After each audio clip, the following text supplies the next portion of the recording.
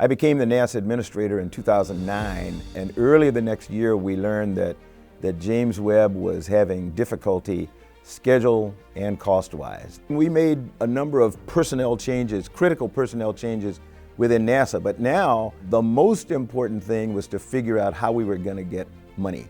How were we going to go from $4 billion to 8-point-some-odd billion dollars, and that required us to visit two places. One was the White House, and the other was the Congress, because the President proposes the budget, Congress disposes the budget. So started out with Dr. John Holdren, who was President Obama's science advisor, briefed him and personnel from the Office of Management and Budget, OMB, on the report, its results, why we felt very confident that we could get a grip on the project itself, on its cost and its schedule. Got kind of an okay from them to go over, and then Wes Bush, the CEO of Northrop Grumman at the time, he and I went over to see Senator Barbara Mikulski, who was at the time the chairman of the Senate Appropriations Committee. She chewed us out royally, and she heard our story, but she said, okay, look, that's a lot of money, and that's a lot of time that it's going to take you to get there, but I believe in it, but you've got to assure me